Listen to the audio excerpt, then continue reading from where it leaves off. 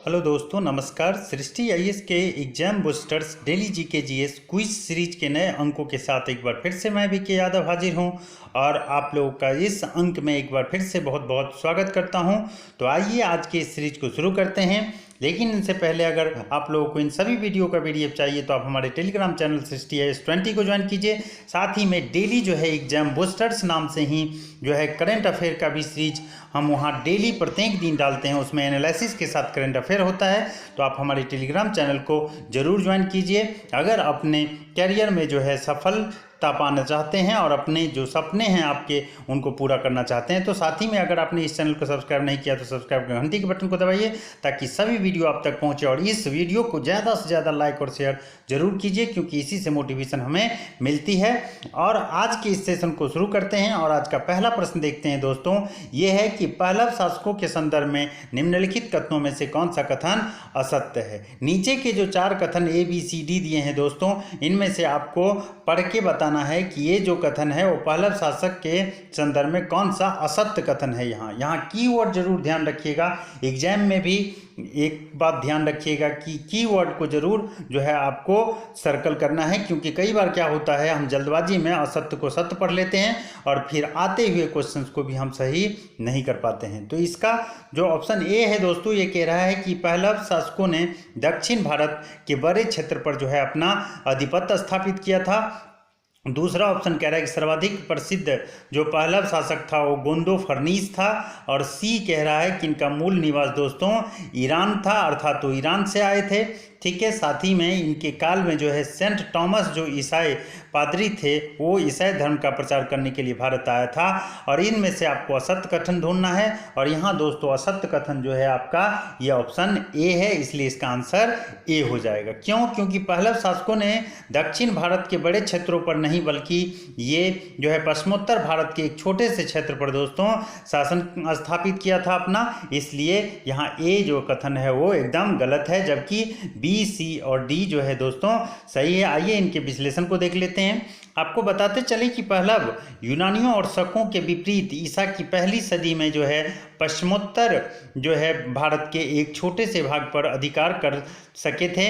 अतः कथन एक जो है ना आप देखते हैं यहाँ कि ये असत्य हो जाता है क्योंकि ये दक्षिण भारत के बड़े हिस्सों पर उनके आधिपत्य की बात करता है। जबकि हम तीनों कथन की बात करें दोस्तों तो ये सत्य है क्योंकि प्रसिद्ध जो पहलव शासक थे वो गोंदो फर्नीस को माना जाता है और पहलव जो लोग हैं वो मूल रूप से उनका निवास स्थान ईरान था।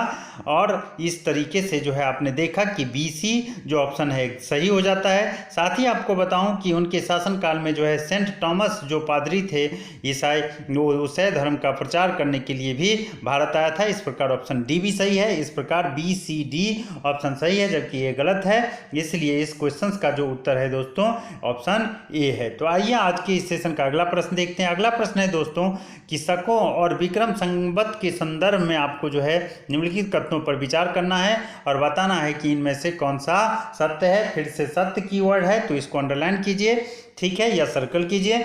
तो पहला ऑप्शन देखिए, पहला ऑप्शन है कि विक्रम संवत उज्जैन के शासक विक्रमादित्य ने 78 ईस्वी में शकों पर अपनी विजय के बाद आरंभ किया था। ऑप्शन 2 इसका है, ये कह रहा है कि शक संवत जो है कनिष्क ने 57 ईस्वी पूर्व में जो है चलाया था। इसके बाद दोस्तों यहाँ जो ऑप्शन 3 है यहाँ कथन वो कह रहा है कि वर्तमान में भारत सरकार द्वारा शक संवत प्रयोग में लाया जा रहा है। ठीक है, नीचे दिए गए कूट का प्रयोग कर सही उत्तर को चुनिए। यहाँ सही उत्तर चुनना है कथन सत्य कौन सा है इनके संदर्भ में शक और विक्रम संवत के संदर्भ में। तो ऑप्शन ए जो है दोस्तों ये कह रहा है कि 1 और 2।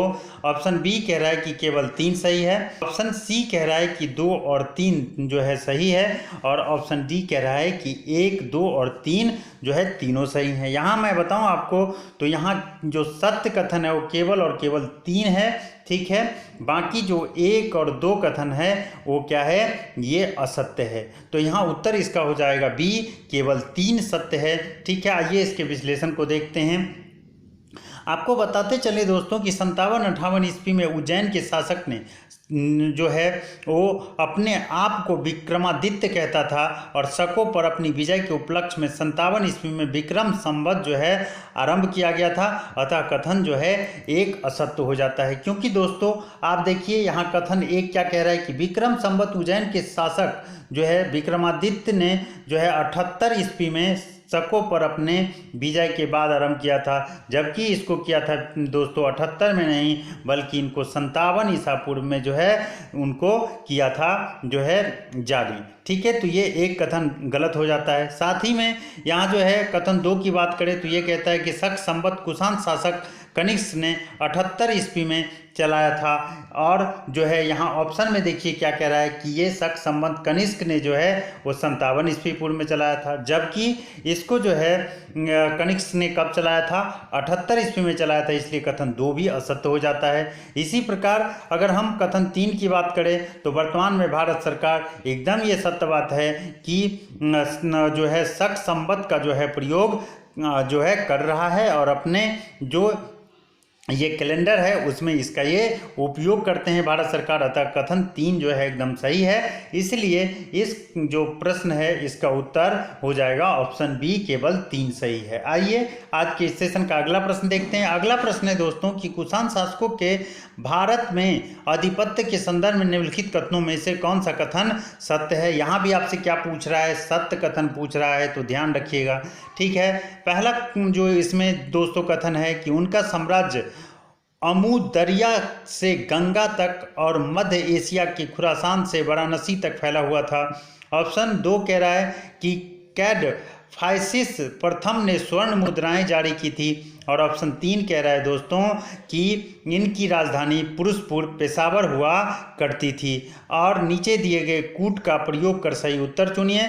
ऑप्शन ए कह रहा है कि 1 2 दोनों सही है, ऑप्शन बी कह रहा है केवल 2 सही है, ऑप्शन सी कह रहा है 1 3 सही है, ऑप्शन डी कह रहा है 1 2 एंड 3 तीनों के तीनों सही हैं। और आपको मैं बताऊं यहाँ सही कथन जो है दोस्तों वो केवल 1 और 3 है, अर्थात यहाँ सी हो जाएगा इस प्रश्न का उत्तर।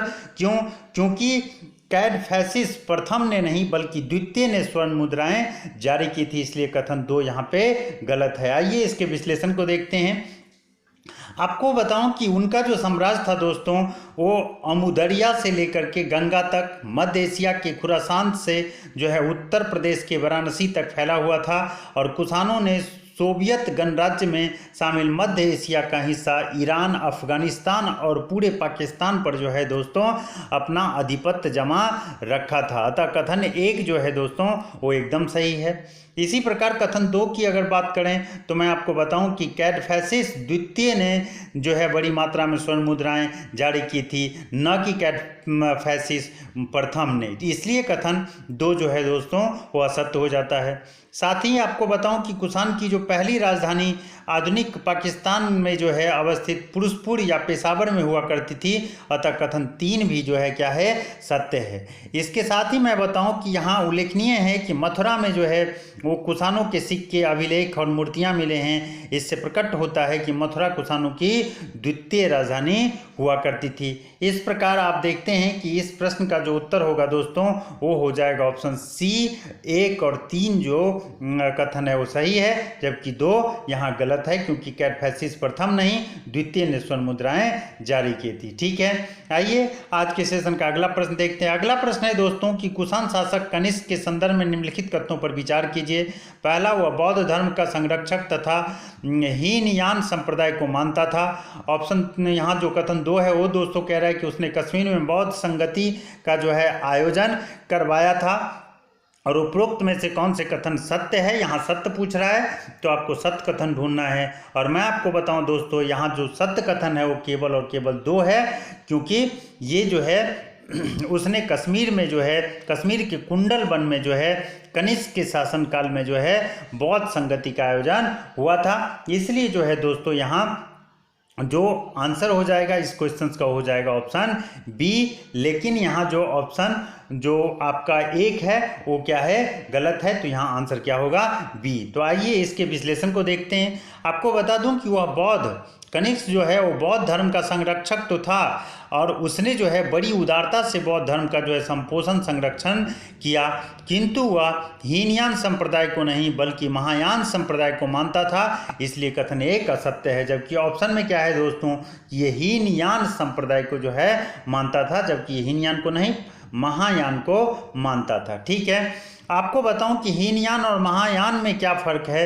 तो दोस्तों हीनयान जो था वो सादगी में ज़्यादा जो है वो पसंद करते थे पूजा अर्चना, जबकि महायान शाखा में जो है धीरे धीरे आगे चलकर जो है मूर्ति पूजा भी शुरू हो गया और भगवान बुद्ध को जो है भगवान माना गया है उसमें। जबकि हीनयान शाखा जो भगवान बुद्ध हैं उनको महापुरुष मानते हैं, न कि भगवान की संज्ञा देते हैं। तो महायान में जो है आप देखेंगे ब्रहा आडंबर जो है वो देखने को मिलता है, जबकि हीनयान में जो है दोस्तों ब्रहा आडंबर का अभाव है। क्रम जो आप देखते हैं दिखावा का कह सकते हैं कि उसमें अभाव है, महायान में ये ज़्यादा देखने को मिलता है। ठीक है, तो ये कथन जो है एक जो है असत्य है। इसके अलावा आपको बताऊं कि कनिष्क के काल में कश्मीर के कुंडल वन में जो है बौद्धों का सम्मेलन आयोजित करवाया गया था उनके द्वारा। साथ ही इसमें जो है बौद्ध धर्म के महायान संप्रदाय को जो है अंतिम रूप दिया गया था, अतः कथन दो जो है सत्य है। ठीक है, आइए आज के सेशन का अगला प्रश्न देखते हैं। अगला प्रश्न है दोस्तों कि मध्य एशिया से जो है संपर्क के परिणाम स्वरूप भारत पर पड़ने वाले प्रभावों के संदर्भ में निम्नलिखित कथनों पर जो है विचार करना है और आपको बताना है कि कौन सा कथन इसमें असत्य है। फिर से असत्य, इसको जो है सर्कल कीजिए कि इनमें से असत्य कथन आपको ढूंढना है। यहाँ कहना ये चाह रहा है कि जब भारत का जो है मध्य एशिया से संपर्क बढ़ा तो उनके क्या क्या परिणाम हुए और इनके क्या क्या प्रभाव जो है भारत पर पड़े, उन्हीं के संदर्भ में यहाँ 4 कथन दिया गया है। उनमें से जो है 3 कथन सत्य होगा और 1 जो है असत्य होगा। आपको वही असत्य कथन ढूंढना है इनमें से देख के। पहला जो कथन है दोस्तों कह रहा है कि ईंटों द्वारा कुओं के निर्माण की शुरुआत हुई। एकदम सही बात है कि मध्य एशिया संपर्क के बाद जो है ये बात जो है भारत पर जो है ये प्रभाव देखने को मिलता है। साथ ही में मैं आपको बताऊं कि व्यापक रूप से जो है भवनों के निर्माण की शुरुआत हुई, ये भी बात सही है। इसके बाद ऑप्शन आप जो है सी देखेंगे तो ये कह रहा है कि मध्य एशियाई लिपि, लिखित भाषा और सुव्यवस्थित धर्म का भारत में प्रचार प्रसार, यही कथन दोस्तों गलत है, क्योंकि ये कथन यहाँ जो है सही नहीं है। इसके अलावा अगर ऑप्शन डी की बात करें तो ये कह लगाम और जीन के प्रयोग की जो शुरुआत है ये भी मध्य एशिया के परिणाम स्वरूप ही यहाँ देखने को मिलता है, ये भी बात सही है। तो यहाँ ऑप्शन जो हो जाएगा दोस्तों यहाँ वो हो जाएगा सी इसका आंसर, क्योंकि ये कथन जो है दोस्तों मध्य एशिया से भारत के संपर्क के परिणाम स्वरूप भारत पर देखने को नहीं मिलता है। तो आइए इसके विश्लेषण को देख लेते हैं।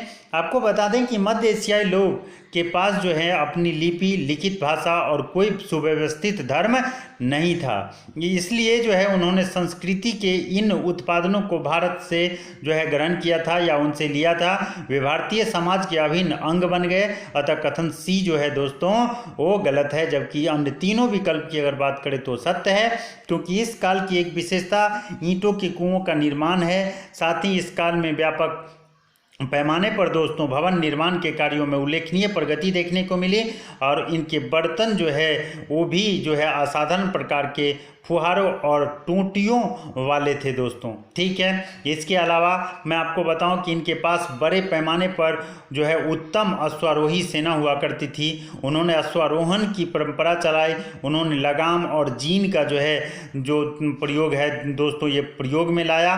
लगाम होता है दोस्तों घोड़ा पे, आप देखिएगा कि जब अश्व पे घोड़ा पर जब घोड़सवारी करते हैं तो आप देखिएगा कि घोड़ा के जो मुंह है उसमें एक जो है लोहे का वो बना होता है, वो लगा होता है और उनको जो है घुड़सवार अपने हाथ में लिए रहता है ताकि घोड़ा को कंट्रोल कर सके। तो इसे हम जो है लगाम के नाम से जानते हैं। साथ ही मैं आपको बताऊं कि वे रस्सी का बना एक प्रकार का अंगूठा रकाब जो है वो भी लगाते थे, जिससे जो है उन्हें घुड़सवारी में दोस्तों सुविधा होती थी, सहूलियत होती थी घुड़सवारी करने में। ठीक है, तो इस प्रकार आपने देखा कि इस प्रश्न का जो उत्तर है दोस्तों ऑप्शन सी है, क्योंकि मध्य एशियाई लोगों के पास अपना लिखित लिपि या भाषा जो है सुव्यवस्थित नहीं थी, और ये जो है इन चीज़ों को उसने जो है भारत से ग्रहण किया था। ठीक है, आइए आज के सेशन का अगला प्रश्न देखते हैं। अगला प्रश्न है दोस्तों कि भारत तथा मध्य एशिया व्यापार के संदर्भ में निम्नलिखित कथनों पर विचार कीजिए।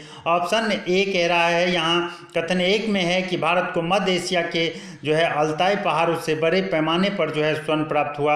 ऑप्शन दो कह रहा है कि शकों ने रेशम मार्ग पर जो है नियंत्रण किया, जो चीन से चलकर अफगानिस्तान से जो है आपका गुजरते हुए ईरान तक जाता था। उपयुक्त कथन में से कौन सा कथन सत्य है? यहाँ ऑप्शन जो है ए कह रहा है केवल एक सही है, ऑप्शन बी कह रहा है केवल दो सही है, ऑप्शन सी कह रहा है दोस्तों कि एक दो दोनों सही है, और ऑप्शन डी कह रहा है कोई नहीं सही है। और मैं आपको बताऊं कि यहाँ जो दोस्तों सत्य कथन है वो केवल और केवल एक है, ये जो है सत्य कथन है। बाकी जो ऑप्शन दो है यहाँ दोस्तों ये गलत है। आइए इसके विश्लेषण को देखते हैं। आपको बताऊं कि मध्य एशिया और भारत के बीच घने संपर्क के परिणाम स्वरूप भारत को मध्य एशिया के अल्ताई पहाड़ों से भारी मात्रा में जो है दोस्तों सोना प्राप्त हुआ। इसके अलावा रोमन साम्राज्य के साथ व्यापार के द्वार भी जो है सोना प्राप्त होता था, वहां से भी उनको। इस तरीके से कथन एक जो है एकदम सही है। साथ ही आपको बताऊं कि कुषाणों ने रेशम के प्रख्यात मार्ग पर नियंत्रण कर लिया था, जो चीन से चलकर कुषाण साम्राज्य में शामिल मध्य एशिया और अफगानिस्तान से गुजरते हुए चीन जाता था, और पूर्वी भूमध्य सागरीय अंचल में जो है रोमन साम्राज्य के अंतर्गत पश्चिम एशिया तक जाता था। अतः जो है कथन दो गलत है। ठीक है, क्योंकि आप देखिए ऑप्शन दो जो है यहाँ दोस्तों कथन दो में कह रहा है कि शकों ने रेशम मार्ग पर जो है नियंत्रण किया, जो चीन से चलकर अफगानिस्तान से गुजरते हुए ये ईरान को जाता था। जबकि विश्लेषण में आपने क्या देखा कि कुषाणों ने रेशम के प्रख्यात मार्ग पर नियंत्रण तो किया, लेकिन ये जो है चीन से चलकर कुषाण साम्राज्य में शामिल मध्य एशिया और अफगानिस्तान से गुजरते हुए चीन तक जाता था, और पूर्वी भूमध्य सागरीय अंचल में रोमन साम्राज्य के अंतर्गत आप देखेंगे तो ये पश्चिम एशिया तक जो है आपको फैला हुआ नजर आएगा। इस तरीके से कथन जो दो है यहाँ असत्य है। ठीक है, और इसका जो उत्तर है दोस्तों ये है केवल ए, कथन एक सत्य है। आइए आज के इस सेशन का अगला प्रश्न देखते हैं। अगला प्रश्न है दोस्तों कि मध्य एशियाई विजेताओं की राजव्यवस्था के संदर्भ में जो है निम्नलिखित कथनों में से कौन सा कथन सत्य है? ठीक है, कथन एक कह रहा है कि सामंतवादी व्यवस्था की शुरुआत हुई। ठीक है, दूसरा कथन है कि कुषाण राजाओं ने देवपुत्र की उपाधि ईरानियों से ली थी, और तीसरा कथन है एक ही समय दो जो है आपका आनुवंशिक राजाओं का संयुक्त रूप से जो है शासन वहाँ होता था। नीचे दिए गए कूट का प्रयोग करके आपको इनमें से जो है दोस्तों चुनना है कि कौन सा कथन सही है। ऑप्शन ए कह रहा है कि एक दो दोनों सही है, ऑप्शन बी कह रहा है केवल दो सही है, ऑप्शन सी कह रहा है दोस्तों कि एक और तीन सही है, और ऑप्शन डी कह रहा है एक दो तीनों के तीनों सही हैं। और आपको बताऊं दोस्तों इसका जो उत्तर हो जाएगा वो हो जाएगा ऑप्शन सी, एक और तीन जो है एक और तीन कथन सही है, जबकि दो कथन यहाँ गलत है। आइए इसके विश्लेषण को देखते हैं। आपको बताऊं दोस्तों तो यहाँ जो है इन विजेताओं ने अपनी अनगिनत छोटे छोटे राजाओं को जो है समाप्त कर नई सामंतवादी व्यवस्था का जो है यहाँ पे भारत में प्रारंभ किया, इसलिए कथन एक सत्य है। साथ ही आपको बताऊं कि शक और कुषाण राजा देवता के अवतार माने जाते थे, और कुषाण राजा देवपुत्र कहलाते थे। यह उपाधि उन्होंने चीनियों से ली थी, जो अपने राजा को स्वर्ग का जो है पुत्र कहते थे। अतः कथन दो जो है दोस्तों असत्य है, क्योंकि यहाँ देखिए इसने क्या कहा है कि ये उपाधि इसने ईरानियों से लिया है, जबकि ये उपाधि इसने किससे लिया था दोस्तों? चीनी जो लोग हैं उनसे लिया था, चीन से लिया था। ठीक है, इसके अलावा आपको बताऊं कि इस काल में जो है कुछ अनोखी प्रथाएं भी शुरू हुई, जैसे एक ही समय दो आनुवंशिक राजाओं का संयुक्त शासन का होना, जिसमें पिता और पुत्र दोनों को एक ही समय राज्य पर संयुक्त रूप से शासन करते हुए आप देख सकते थे।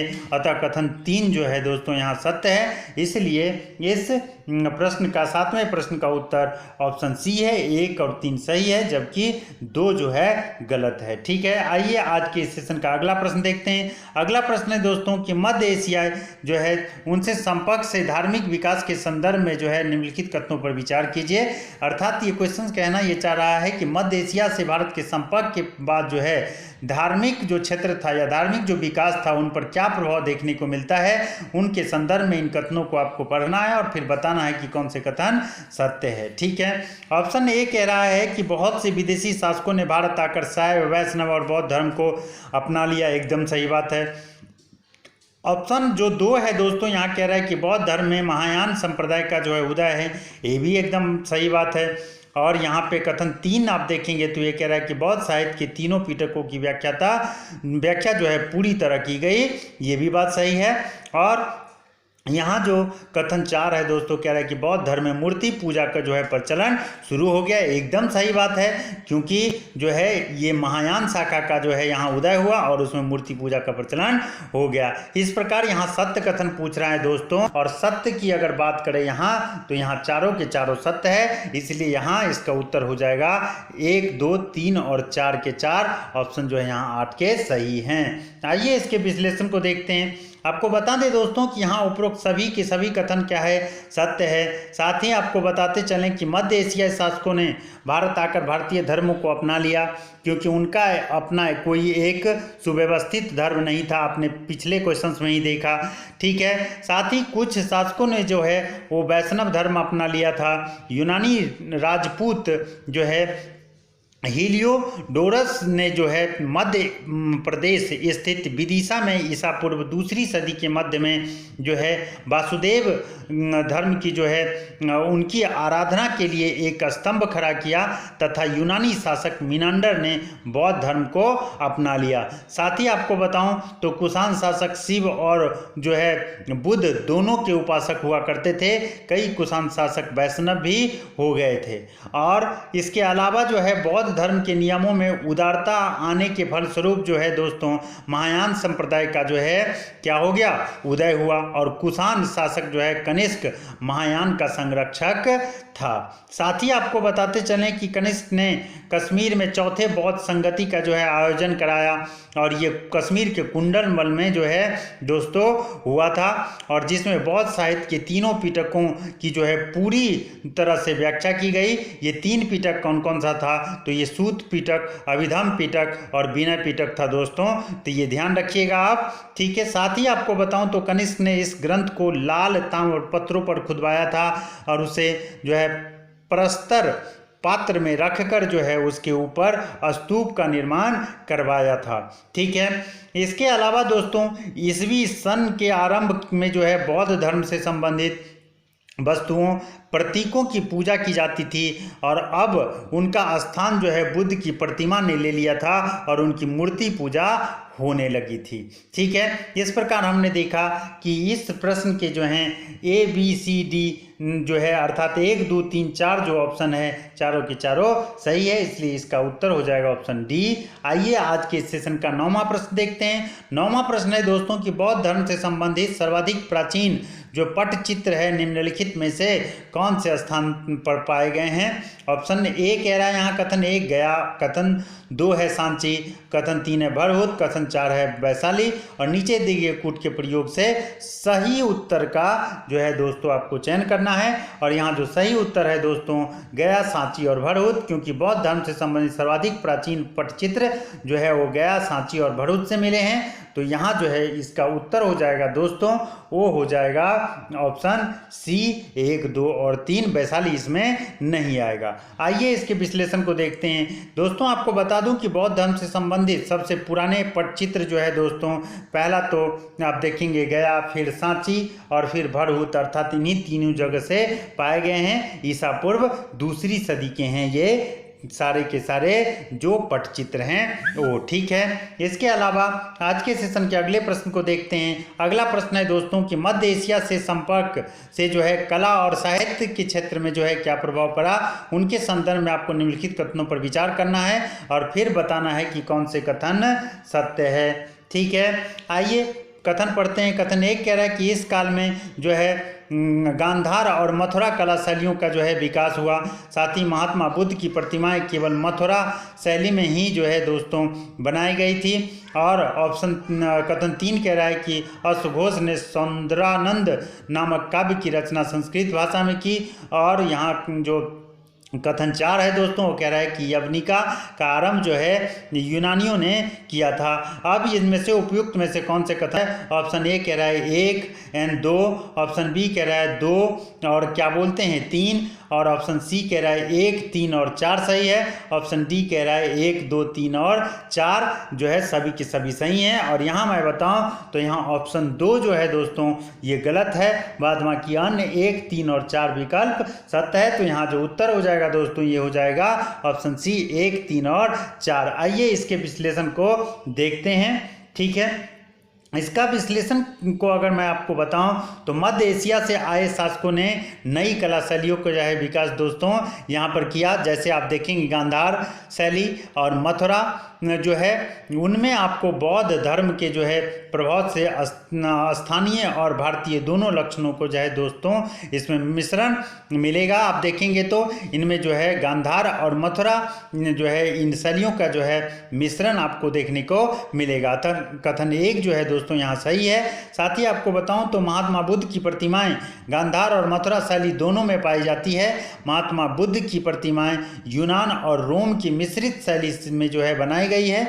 बुद्ध के बाल यूनानी रोमन शैली में बनाए गए हैं। मथुरा मूलतः देसी कला का केंद्र था, परंतु गांधार शैली का प्रभाव मथुरा में भी पहुंचा था और मथुरा शैली में महात्मा बुद्ध की जो विलक्षण प्रतिमाएं बनी हैं उनकी प्रतिमाएं मथुरा और गांधार अर्थात देसी और विदेशी दोनों शैलियों के मिश्रण में जो है बनाई जाती थी। अतः कथन 2 जो है दोस्तों असत्य है, क्योंकि देखिए इसमें क्या कह रहा है। कथन 2 कह रहा है कि महात्मा बुद्ध की प्रतिमाएं केवल मथुरा शैली में ही बनाई जाती थी, जबकि ऐसा नहीं है दोस्तों। ये केवल मथुरा में नहीं बल्कि मथुरा के साथ साथ गांधार शैली में भी बनाई जाती थी। और एक बात आपको बताऊं दोस्तों कि जो यूपीएससी का एग्जाम है उनमें खासकर जब आप देखेंगे तो इस तरह के अतिशयोक्ति वाले प्रश्न में और इस तरह के अतिशयोक्ति वाले वर्ड जहां दिखे आपको वो ऑप्शन अधिकतर गलत होता है। केवल, सभी, समझ में आया? तो इस तरह के कीवर्ड को थोड़ा ध्यान रखिए।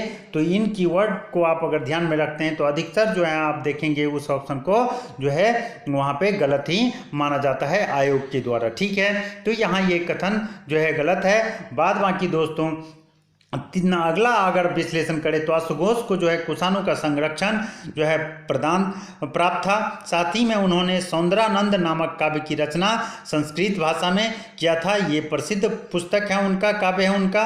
तो ध्यान रखिएगा कि सौंदरानंद की रचना किसने किया था? अश्वघोष ने। इसको किसका संरक्षण प्राप्त था? तो कुषाणों का। साथ ही में जो है ये किस भाषा में रचित थी? तो संस्कृत भाषा में। अतः कथन 3 भी जो है दोस्तों सत्य है। और यूनानियों ने पर्दे का प्रचलन आरंभ कर भारतीय नाट्य कला जो है उनके विकास में भी योगदान दिया था। तो पर्दे का प्रचलन किसने किया?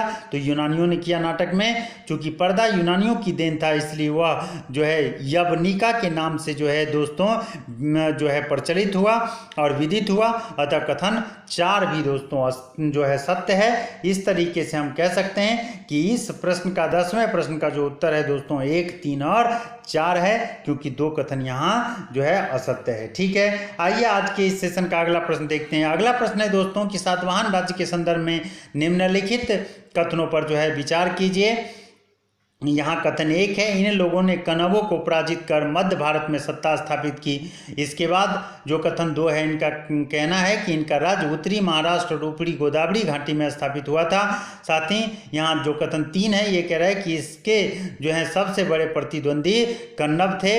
और उपयुक्त कथनों में से जो है दोस्तों कौन सत्य है ये आपको ढूंढना है। और मैं आपको बताऊं यहाँ जो सत्य कथन है दोस्तों ये हैं आपका ऑप्शन ए, केवल 1 और 2 सही है, जबकि 3 जो कथन है यहाँ कि इनके सबसे बड़े जो है प्रतिद्वंदी कण्व थे ये गलत है। आइए इसके विश्लेषण को देखते हैं। ठीक है, आपको बताऊं तो सातवाहन शासकों ने कण्वों को पराजित कर मध्य भारत और दक्कन में जो है सत्ता को कायम किया था, इसलिए कथन 1 जो है एकदम सही है। इसी प्रकार आरंभिक सातवाहन शासकों का राज्य उत्तरी महाराष्ट्र में था, जहां उनके प्राचीनतम सिक्के और अधिकांश आरंभिक अभिलेख देखने को मिलते हैं। उन्होंने अपनी सत्ता ऊपरी गोदावरी घाटी में स्थापित की थी। इस प्रकार हम देखते हैं कि कथन 2 भी सत्य है। किंतु अगर हम कथन 3 की बात करें तो आपको बताते चलें कि सातवाहन राज्य का विस्तार कर्नाटक और आंध्र प्रदेश में था। उनके सबसे बड़े प्रतिद्वंदी की बात करें तो कनौज नहीं बल्कि शक थे, और शकों का राज्य दक्कन और पश्चिमी भारत में स्थापित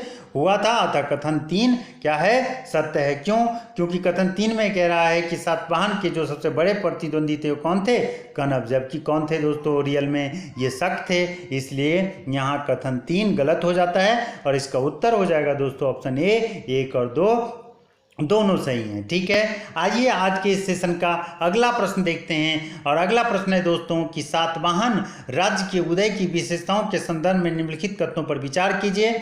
ऑप्शन ए कह रहा है यहाँ पे, जो कथन 1 है ये कह रहा है लोहे के फाल का प्रयोग करना जो है उन लोगों ने शुरू कर दिया, सही बात है। कथन 2 है धान रोपण विधि जो है शुरू हो गई, ये भी बात सही है। और ऑप्शन 3 है यहाँ नगरीकरण की शुरुआत हुई, एकदम सही बात है।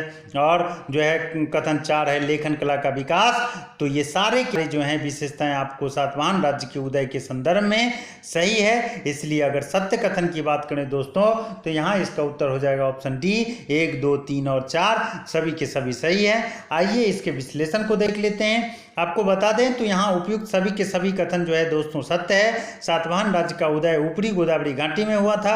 वहाँ पर लोहे के फाल का प्रयोग, धान रोपण विधि से धान का प्रचुर उत्पादन होता था, जिसके परिणाम स्वरूप नगरीकरण में जो है आपका अमरावती व नागार्जुन कुंड प्रमुख नगर था, तथा लेखन कला आदि का सातवाहन राज्य के उदय की जो है विशेषताओं के रूप में जो है उस समय देखा जा सकता था। इस प्रकार जो है इस प्रश्न के उत्तर दोस्तों ऑप्शन डी, 1, 2, 3 और 4 सभी सत्य हैं। और आज के इस सेशन का ये लास्ट क्वेश्चंस था दोस्तों। तो आज के इस सेशन में इतना ही, और मुझे उम्मीद है कि ये सेशन आप लोगों को बहुत ही मज़ा आ रहा होगा इस सेशन में, और आप लोगों को लग रहा होगा कि वास्तव में ये सेशन जिस उद्देश्य से मैंने लाया है उसमें आप लोगों को जो है उस उद्देश्य को पाने में आसानी होगी, और यह आप सभी लोगों के लिए जो है बहुत ही फायदेमंद सेशन साबित होगा। मेरा ऐसा उम्मीद ही नहीं बल्कि मेरा ये कॉन्फिडेंस है कि ये बहुत उपयोगी साबित होने वाला है आपके आने वाले एग्जाम के पॉइंट ऑफ व्यू से। अगर हम देखें तो आज के सेशन में जो है इसी के साथ आप लोगों से मैं जो है आज अलविदा कहूँगा, और जब तक कि मैं नेक्स्ट सेशन लेकर आप लोगों के समक्ष प्रस्तुत होता हूँ तब तक मुझे उम्मीद है कि आप लोग अच्छे से रहेंगे। ठीक है, घर में रहेंगे, जितना हो सके घर से बाहर कम जाएंगे, और जाएंगे तो मास्क और सैनिटाइज़र का प्रयोग अपने सिक्योरिटी और अपने परिवार के सिक्योरिटी के पॉइंट ऑफ व्यू से ज़रूर ध्यान में रखेंगे उनके प्रयोग को। और इसी के साथ दोस्तों मैं आप लोगों से आज जो है विदा लेता हूँ। तो जय हिंद, जय भारत।